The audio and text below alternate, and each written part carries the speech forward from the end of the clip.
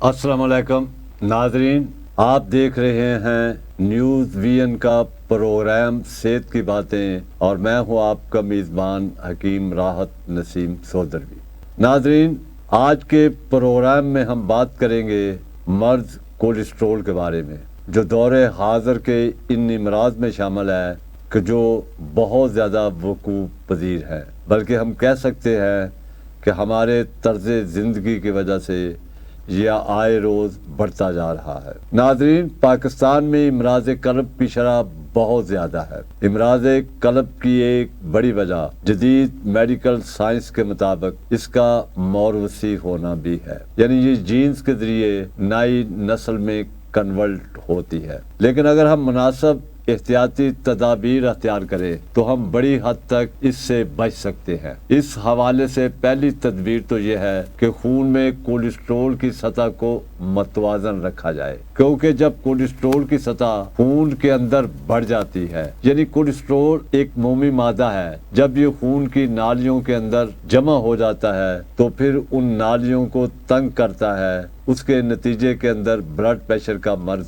जन्म लेता है, और जब ब्लड प्रेशर होता है तो उसके नतीजे में दिल के उज़लात कमज़ोर होते हैं और ब्लड प्रेशर बड़ी शिद्दत अख्तियार कर जाता है, जिसके नतीजे के अंदर इमराज कल्ब होते हैं। तिब्बी इस्तिलाह के अंदर जब ये खून की नालियाँ कोलेस्ट्रोल की वजह से तंग होती हैं तो इन्हें तसल्लब शरियानी कहते हैं, जबकि जदीद इस्तिलाह के अंदर इसे आर्थोस्क्लेरोसिस का नाम दिया जाता है। इसके नतीजे के अंदर दिल के पट्टों को नुकसान पहुंचता है, जिसकी वजह से कल्ब अपना फेल पूरी तरह सरअंजाम नहीं दे पा सकता, और इसके नतीजे के अंदर हमला कल्ब, जिसे हार्ट अटैक कहते हैं, उसकी शरह बढ़ जाती है। इस तरह वो नालियाँ जिनके अंदर ये खून दौड़ता है, इनमें कोलेस्ट्रोल के जमा होने की वजह से दिमाग के खुलियों को पूरी तरह खून नहीं मिल पाता, और बंद या तंग होने से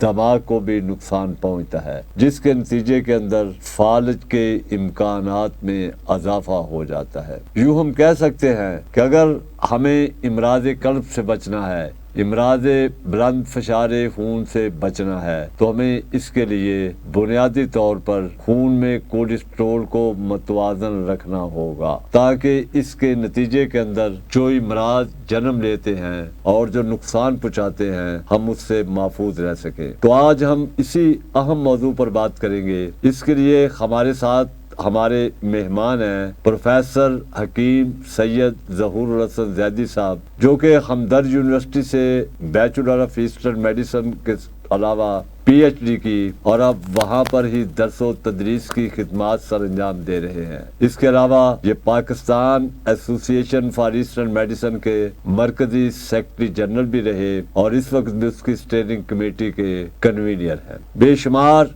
नेशनल और इंटरनेशनल प्रोग्राम सिम्पोजियम में रिसर्च पेपर भी पेश कर चुके, और इसके साथ साथ वो तिब्बे यूनानी के एक मुमताज़ मुआलिज का मुकाम भी रखते हैं। तो आज हम इनके तजर्बात, मुशाहिदात और इसके अलावा इनका इस हवाले से स्टडी पर तबादला ख्याल करेंगे। तो हकीम साहब, सबसे पहले तो ये बताइए हमारे नाजरीन को कि ये कोलेस्ट्रोल क्या होता है, ये किस तरह और क्यों कर पैदा होता है। बहुत बहुत शुक्रिया हकीम साहब। कोलेस्ट्रॉल जो है वो एक नॉर्मल मादा है जिस्म का। हम जो भी ग़िज़ा लेते हैं उसमें बुनियादी तौर पे या तो कार्बोहाइड्रेट्स होते हैं, या शुगर होती है, या फ़ैट्स होते हैं जिन्हें हम कोलेस्ट्रॉल का नाम दे रहे हैं, या फिर यूँ कहिए कि बास चीज़ें इस्तेहाला या हाजमे के अमल से गुज़रकर कोलेस्ट्रॉल में कन्वर्ट हो रही होती हैं। कोलेस्ट्रॉल जो है वो जिस्म का एक ज़रूरी उन्सर है, एक ज़रूरी बिल्डिंग ब्लॉक है, जिसका अपनी हदों में रहना सेहत का ज़ामिन है। जैसा कि शायर ने क्या खूब कहा है, ज़िंदगी क्या है अनासिर में ज़हूर तरतीब, मौत क्या है इन्हीं अज्ज़ा का परेशान होना।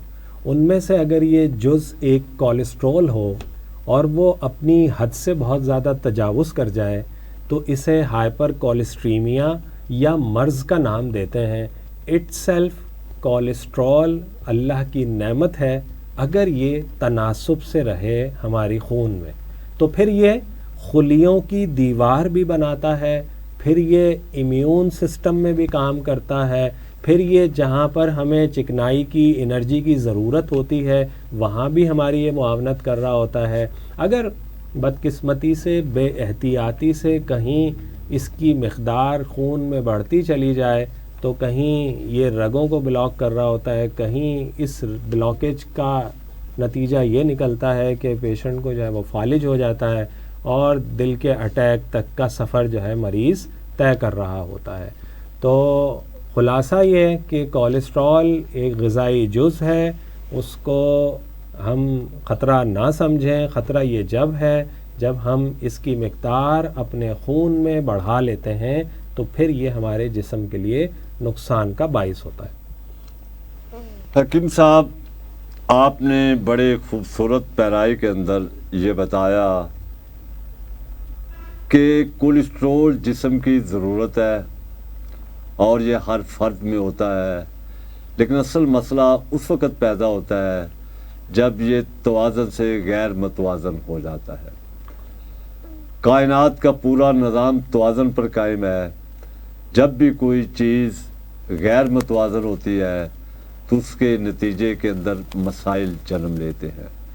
اس طرح کولیسٹرول ہر فرد کے جسم میں موجود ہے اور یہ ہونا بھی چاہیے، جیسا کہ ابھی آپ نے بتایا کہ اس کی موجودگی خلیوں کی دیواروں کو بہتر بناتی ہے، کئی امراض میں فائدہ ہوتا ہے اور اس میں جسم کے کئی اعضاء کی کارکردگی بہتر ہوتی ہے۔ لیکن جب یہ اپنی حدود سے بڑھ جاتا ہے تو اس کے نتیجے کے اندر خون کی شریانیں تنگ ہو کر اس کے نتیجے میں یہ مسائل پیدا ہوتے ہیں، جن میں بلڈ پریشر کا بڑھنا۔ بلکہ عالمی سروے تو یہ ہے کہ دنیا بھر کے اندر بلڈ پریشر کی بڑی وجہ کولیسٹرول ہے، لیکن دیکھا یہ گیا ہے کہ پاکستان کے اندر کولیسٹرول یقیناً ایک وجہ ہے، یہاں زیادہ تر بلڈ پریشر کی بڑی وجہ ذہنی دباؤ، جسے ہم جدید اصطلاح کے اندر سٹریس کا نام دے سکتے ہیں، وہ ہوتا ہے۔ تو حکیم صاحب یہ بتائیے کہ ایک نارمل شخص کے اندر کولیسٹرول کی مقدار کتنی ہونی چاہیے، اور جو لیب کے ٹیسٹ ہیں ان کے مطابق ہم کس طرح اندازہ لگائیں گے کہ کولیسٹرول بڑھ گیا ہے؟ ایسا ہے کہ اسے نا خاموش قاتل کہا جاتا ہے۔ مریض کو بہت عرصے تک کوئی علامت جو ہے وہ پیدا نہیں ہو رہی ہوتی کہ جس کو بنیاد بنا کر ہم ٹیسٹ کروا رہے ہوں۔ تو اس سے پہلے کہ ہم ٹیسٹ کی طرف جائیں تو ہم یہ دیکھ لیں کہ کہیں ہم بہت زیادہ پر آسائش، آرام دہ اور سیڈنٹری لائف اسٹائل تو نہیں گزار رہے کہ جس میں کھانا پینا اور آرام کرنا ہی شامل ہے۔ اگر ایسا کر رہے ہیں اور ہمارے پاس کوئی علامت موجود نہیں ہے، مثال کے طور پر کولیسٹرول بڑھنے کی علامت یہ ہوتی ہے کہ انسان کھانا کھانے کے بعد بھی، انرجی کنزیوم کرنے کے بعد بھی تھکا تھکا رہتا ہے، ٹانگوں میں درد ہے، سانس پھولنے کی کیفیت ہوتی ہے، بعض حصے جسم کے سن ہونے لگتے ہیں، یا جیسے آپ نے فرمایا کہ بلڈ پریشر جو ہے وہ پیشنٹ کا بڑھا ہوا رہتا ہے۔ تو یہ ضروری نہیں ہے، یہ علامات ہیں، اور اگر کوئی شخص بہت زیادہ اسٹرانگ باڈی بلڈ کا مالک نہیں ہے تو اس کو یہ علامات آ سکتی ہیں۔ دوسرا سوال جو آپ کا تھا کہ ہم کولیسٹرول کو کیسے پہچانیں، کہ کتنی اس کی رینج ہونی چاہیے۔ مختلف لیبارٹریز میں مختلف یونٹ جو ہیں وہ یوز ہوتے ہیں اور اس کی مختلف اقسام ہیں، جیسا کہ اگر ہم لپڈ پروفائل کے نام سے ٹیسٹ کرواتے ہیں جس کا ایک کمپوننٹ ہوتا ہے کولیسٹرول، ٹھیک ہے، تو اس میں ہمیں کہیں اس کی رینج جو ہے وہ 200 کے اراؤنڈ ملتی ہے۔ تو ہمیں یہ دیکھنا ہوگا کہ ہمارا جو لمٹ ہے کولیسٹرول کی وہ بلو 200 جو ہے وہ رہنی چاہیے۔ پھر ٹوٹل کولیسٹرول ہے، پھر ایل ڈی ایل کولیسٹرول ہے، ایچ ڈی ایل کولیسٹرول ہے، تو ٹرائیگلیسرائڈس ہیں، یہ مختلف قسم کی چکنائیاں ہیں جو مختلف ہمارے جسم کے اندر اپنا رول پلے کر رہی ہوتی ہیں۔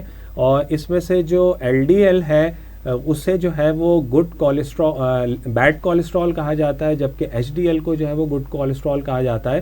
یہ کولیسٹرول ہونے کے باوجود گڈ کولیسٹرول کہا جا رہا ہے. اس کی لیول جتنا جسم میں ہوگا اتنا ہی اچھا ہے، آلدو کہ یہ کولیسٹرول ہے.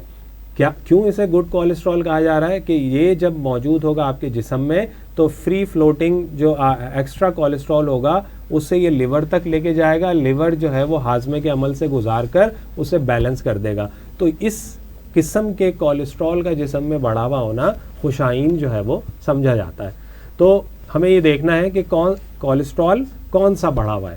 اگر ٹرائیگلیسرائڈ ہے تو کہیں یہ دل کی بیماریوں کا سبب ہوتا ہے، اور اگر یہ لو ڈینسٹی لائپوپروٹین ہے، ایل ڈی ایل بڑھا ہوا ہے، تو یہ آپ کی رگوں کو جو ہے وہ مضبوط کر رہا ہوگا، وہاں تھکا بنا رہا ہوگا. اس کی وجہ سے آپ کی رگیں جو ہے نا وہ الاسٹیسٹی اس میں سے ختم ہو جائے گی، لچک ختم ہو جائے گی.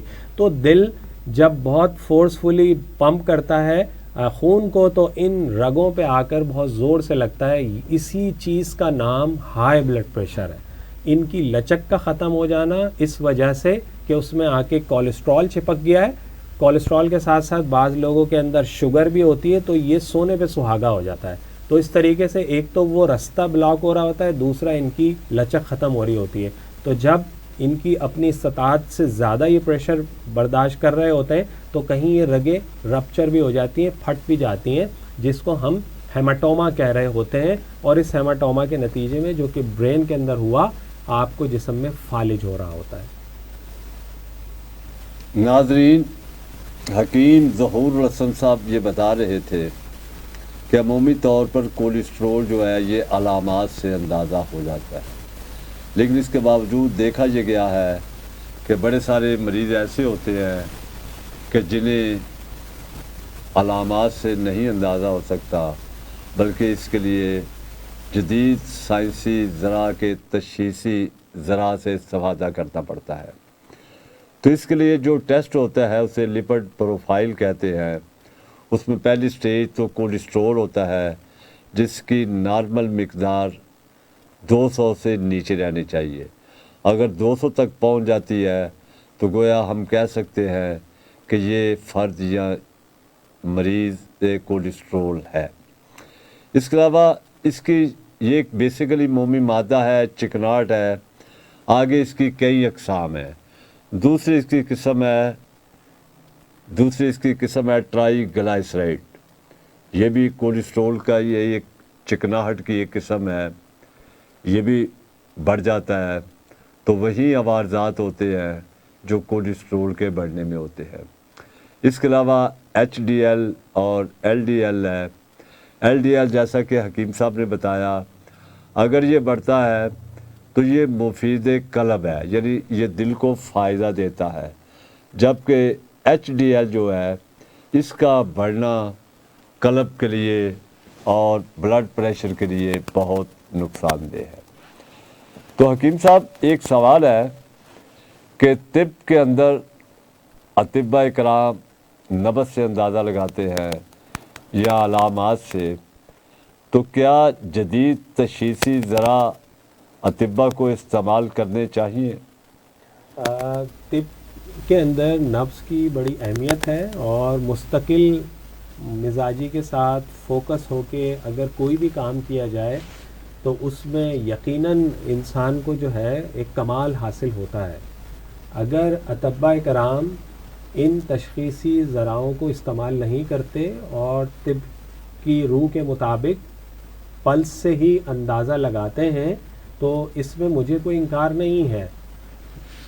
اگر کسی کی تشخیص اس حد تک بکمال نہیں ہے کہ اسے نبض سے لپڈ پروفائل کے مختلف سیگمنٹ کا نہیں پتہ چل سکتا، تو اسے یقیناً اس سے استفادہ حاصل کرنا چاہیے.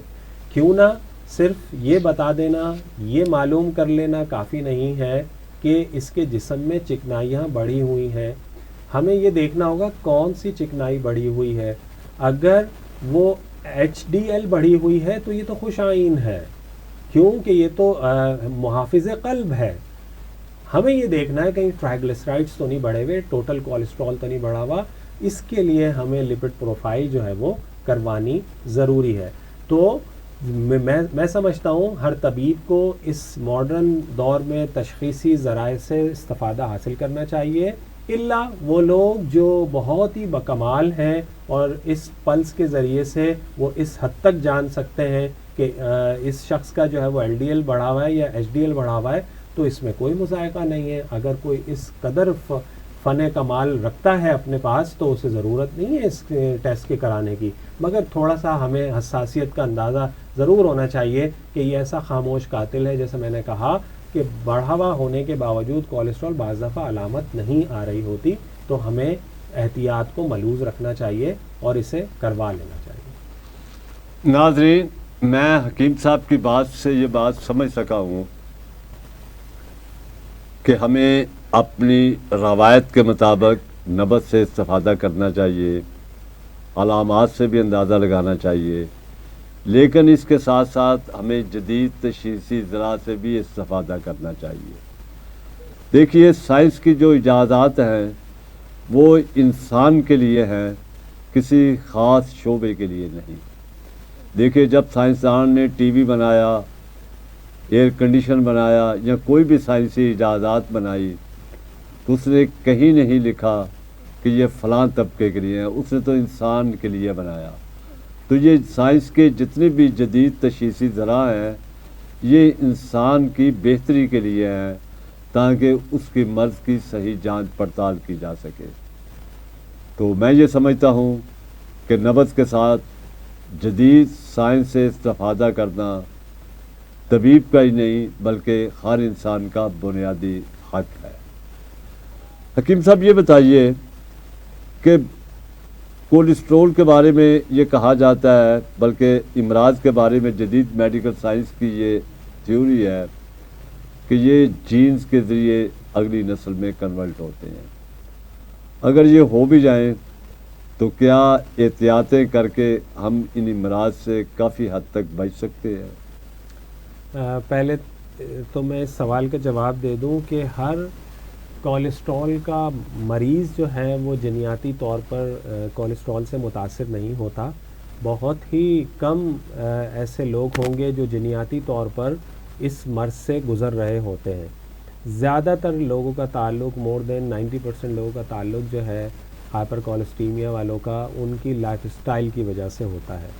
اب دوسرا سوال کا حصہ آپ کا کہ کس طریقے سے جو ہے وہ اس سے بچا جا سکتا ہے۔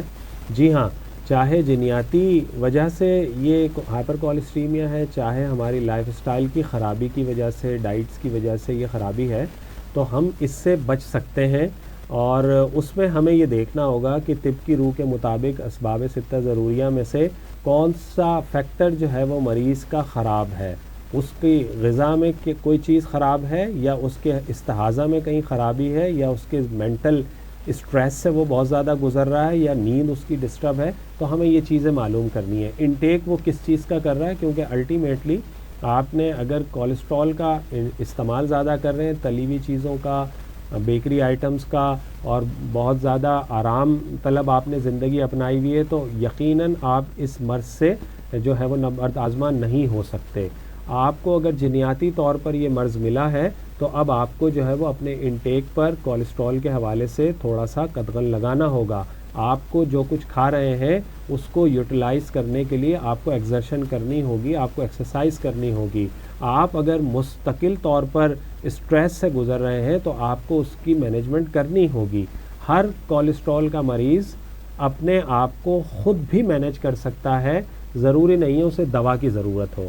ہم یا میڈیکل سائنس اسے لائف اسٹائل پرابلم کہتی ہے، رادر کہ یہ جو ہے وہ جیسا کہ کہا گیا کہ جینیٹیکلی ہی مسئلہ ہے۔ اگر یہ ونس آئیڈینٹیفائی ہو جائے، فیملی کے اندر یہ ٹینڈنسی ہے کہ اس کے خاندان کے بیشتر لوگ اس مرض سے متاثر ہیں، اور تشخیصی ذرائع یہ بتاتے ہیں کہ کسی قسم کا اور مرض نہیں ہے، ان کا لائف اسٹائل میں بھی ایسی کوئی خرابی نہیں ہے جن کا میں نے یہاں ذکر کیا، اس کے باوجود ان کا کولیسٹرول جو ہے وہ بہت زیادہ بڑھا رہتا ہے، تو کہیں ان میں شک کیا جا سکتا ہے کہ یہ جنیاتی طور پر اس مرض سے متاثر ہے۔ تو ان لوگوں میں دوا کی ضرورت ہوتی ہے کہ وہ کولیسٹرول بڑھنے کے میکینزم کو جا کر ہٹ کرتی ہیں دوائیں، اور اس سے جو ہے وہ ان کا کولیسٹرول جو ہے بیلنس رہتا ہے۔ جہاں تک ٹرائیگلیسرائڈ کا تعلق ہے تو یہ مریضوں میں دیکھا ہے 180 200 400 زیادہ سے زیادہ، مگر کچھ لوگ ہزاروں میں ایسے بھی آتے ہیں کہ جن کا ٹرائیگلیسرائڈ جو ہے وہ تھاؤزنڈس میں گیا ہوا ہوتا ہے. تو وہاں کہیں ہمیں اس بات کا شبہ ہوتا ہے کہ یہ جو ہے وہ جنیاتی طور پر اس مرض سے متاثر ہے، اور ان کا لائف سٹائل بھی کچھ ایسا نہیں ہوتا کہ جس میں بہت زیادہ فیٹس یا چکنائی والی چیزیں وہ کھا رہے ہوتے ہیں. تو جی ہاں، جنیاتی طور پہ یہ مرض ہوتا ہے، اور آپ احتیاطی تدابیر سے اس مرض کو روک سکتے ہیں. ہر کولیسٹرول کے متاثرہ شخص کے لیے دوا ضروری نہیں ہے. ہم وہ کنٹریبیوٹنگ فیکٹر کو دیکھیں اور ان کو مینیج کریں تو یہ مرض جو ہے وہ مینیج ہو سکتا ہے. حکیم صاحب یہ بتائیے کہ طب یونانی کے اندر کولیسٹرول کے لیے کیا علاج ہے؟ طب یونانی میں یا ماڈرن میڈیسن میں جب ہم بات کر رہے ہیں کہ لائف سٹائل پرابلم ہے تو ہمیں سب سے پہلے لائف سٹائل کو بہتر کرنا ہے، اور طب یونانی بھی یہی کہتی ہے کہ سب سے پہلے علاج بالتدبیر کریں. تو وہ تدبیر کیا ہے؟ وہ اس کی اوڑھنا، بیٹھنا، جاگنا، سوچنا، کھانا اور ایکسکریٹ کرنا، ان کے اندر ہمیں جو ہے وہ تبدیلی لے کر آنی ہے. تو ہمیں بہتر مریض کی جو ہے وہ ہسٹری لینی ہوگی. ہر مریض کولیسٹرول کے لیے الگ ایڈوائس ہوتی ہے. سب سے کامن ایڈوائس تو یہی ہے کہ اسے جو ہے وہ اپنے ہاضمے کا خیال رکھنا ہے. اگر بد ہضمی کی کوئی اور علامات ہیں تو اپنے ہاضمے کا اسٹیٹس کو اسے بہتر کرنا ہے. دوسرا، یہ الٹیمیٹ جو اس کا ہاضمہ ہوتا ہے ہماری غذا کا، وہ جگر میں ہوتا ہے. تو جگر کی کہیں کمزوری جو ہے وہ اسے دیکھنا ہوگا، اور یہ کام ہے معالج کا. یہ کسی ٹوٹکے سے، کسی جڑی بوٹی سے جو میں اس وقت آپ کو بتا دوں وہ مفید ہو سکتی ہے مگر ہر شخص کے لیے نہیں. تو ہمیں جو ہے وہ اس کا پراپر جو ہے وہ علاج کروانا چاہیے اگر یہ بڑھا ہوا مل جاتا ہے. تو وہ علاج ہر شخص کا مختلف ہو سکتا ہے. کسی میں غذا کی تبدیلی، کسی میں نیند کا مسئلہ، کسی میں ایکسیسو اسموکنگ جو ہے وہ یہ مسئلہ ہو سکتا ہے، اور کسی میں جنیاتی ہو سکتا ہے. تو طب یونانی ہر آنے والے شخص کو اس کی مطابق پرکھتی ہے اور مرض کا جو ہے وہ جائزہ لیتی ہے کہ یہ کس وجہ سے، تو اس وجہ کو ٹریٹ کیا جاتا ہے. تو ہر شخص کے لیے ایک دوا جو ہے وہ نہیں کہی جا سکتی. جیسے کہ کامنلی مارکیٹ کے اندر یہ بات پریویل کرتی ہے کہ لہسن کا استعمال جو ہے وہ اس میں مفید ہے، مگر جب ہم دیکھتے ہیں کہ وہ شخص جس کو کولیسٹرول ہے ساتھ ساتھ اسے تیزابیت بھی ہے، تو لہسن جو ہے اس کی تیزابیت کو وہ ٹریگر کر سکتا ہے. ایک مخصوص نسخہ مارکیٹ کے اندر اس حوالے سے جو ہے وہ بیان کیا جاتا ہے جس میں لہسن، ادرک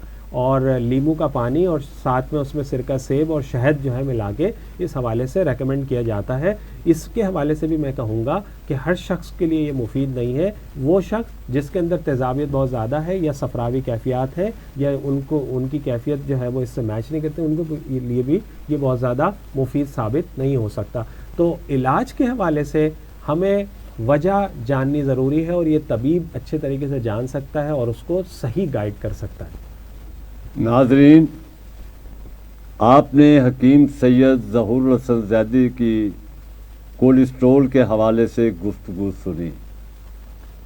حکیم صاحب کا یہ کہنا ہے کہ اگرچہ امراض موروثی ہوتے ہیں لیکن اس کے باوجود اگر ہم احتیاطی تدابیر اختیار کریں، اپنے طرز زندگی کو فطرت کے قریب رکھیں، اپنی غذائیت بھی فطری استعمال کریں، اور تو اس سے ہم بڑی حد تک کولیسٹرول سے بچ سکتے ہیں. کولیسٹرول کی بڑی وجہ بیکری کی اشیاء، چکناٹ والی اشیاء اور پروٹینی اشیاء کا زیادہ استعمال ہے. اگر ہم پھل سبزیاں استعمال کریں، یعنی فطرت کے دائرے میں رہے، تو یقیناً ہم اس مومی مادے جسے کولیسٹرول کا نام دیا جاتا ہے اس کو روکنے میں کامیاب ہو سکتے ہیں. حکیم صاحب نے ایک بات بڑی اہم تر کی کہ امراض جو ہوتے ہیں انہیں ختم تو نہیں کیا جا سکتا، لیکن ہم غذائی تدابیر سے اور احتیاطی تدابیر سے ہم انہیں کنٹرول رکھ کر نارمل زندگی گزار سکتے ہیں، یعنی جس سے مریض کو کافی حد تک یہ امکان ہو جاتا ہے کہ وہ ان امراض کے مضر اثرات سے بچ جائے گا. تو ناظرین، اگر آپ چاہتے ہیں کہ کولیسٹرول سے محفوظ رہیں تو آپ اعلیٰ صبح بیدار ہوں، نماز فجر کے بعد سیر کو معمول بنائیں، چکناہٹ والی اشیاء، پروٹینی اشیاء، ان سے پرہیز کریں اور فطرت کے دائرے میں زندگی گزاریں تو آپ بڑے سارے امراض سے بچ سکتے ہیں۔ ناظرین، اس بات کو پیش نظر رکھیں کہ جیسا کہ حکیم صاحب نے بتایا کہ ایک دوائی سب کے لیے کارگر نہیں ہو سکتی، ہر فرد کے اندر اسباب مرض الگ الگ ہوتے ہیں اور یہ معالج معائنے کے بعد ہی اندازہ لگا سکتا ہے کہ اس کے اسباب کیا ہے۔ تو اس کے لیے ضروری ہے کہ آپ ہمیشہ معالج سے مشورہ کریں، لیکن طب یونانی کے اندر ہمارے ایک بڑی معروف ٹیبلٹس ہیں گارلینا، جن کا رزلٹ بہت اچھا آیا۔